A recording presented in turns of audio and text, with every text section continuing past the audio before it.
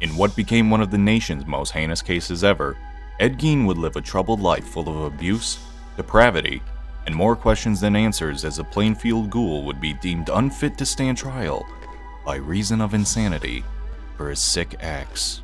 Born in 1906, Ed Gein lived with his brother Henry and their two parents in Crosse, Wisconsin, where his mother, Augusta, and father, George, often abused the children. George was a raging alcoholic who would beat Ed and Henry until their ears bled and rang, and their mother was a religious fanatical in the sense that all women are promiscuous tools of the devil, using stories from the Old Testament and Book of Revelation to brainwash their children into pure obedience. This soon led to Ed becoming obsessed with his mother, both in life and death.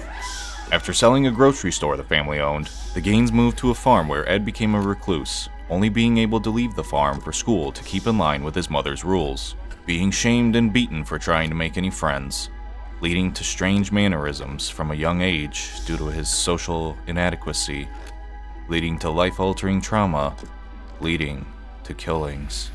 Ed would often laugh at his own jokes, talking to himself. Ed remained the outcast at school according to his peers, but despite his troubles and discipline when making friends, Gein was still able to do well in school.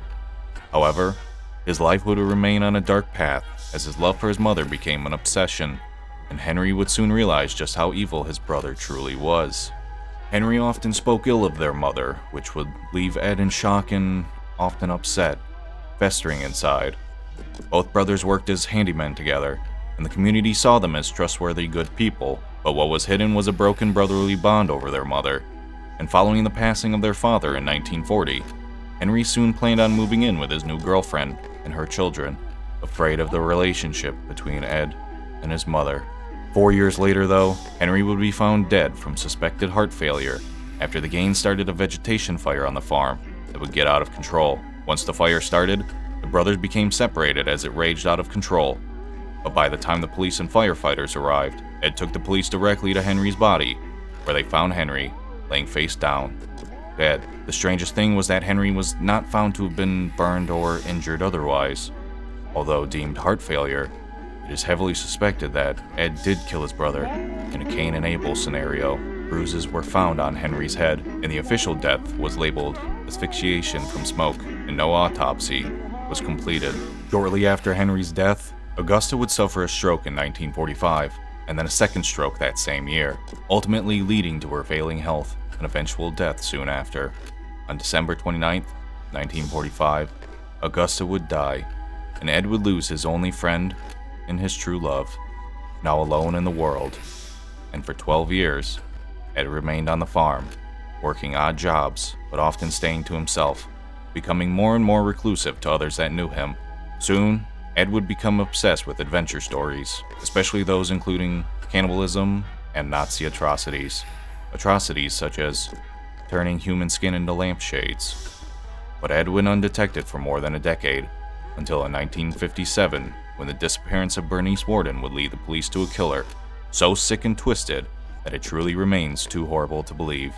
But remember, evil always exists behind the darkest corners in society. At approximately 9:30 a.m. on November 16, 1957, Ed Gein would enter a hardware store where the owner, Bernice Worden, would be killed in a brutal fashion that left the sheriff in such a rage that he nearly beat Ed Gein to death. Bernice's body would not be found until 2 days later. On the day she went missing, her son, Deputy Sheriff Frank Worden, would find a cash register empty and bloodied. 8 hours after Gein was seen with her, the last receipt written at the cash register was for antifreeze to their primary suspect, Ed Gein.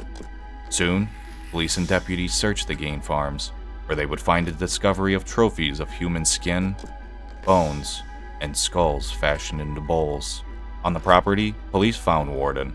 Worden was shot, mutilated, and field-dressed in a fashion similar to a deer by a hunter, and in addition to her decapitated corpse, Gein was also found to be in possession of skulls used as bedposts, human skin covering several chairs, and the peeled off and dried facial skin masks from his victims, including women he killed or robbed their graves of right after they died, only going for women who looked like his mother.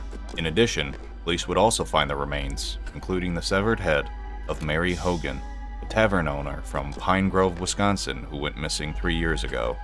But why his mother? What did his obsession grow into? Well, similar to the movie antagonist Buffalo Bill, Ed Gein also wanted to make a suit out of human skin from women who resembled his mother, giving him the ability to crawl inside of her and feel one with his love.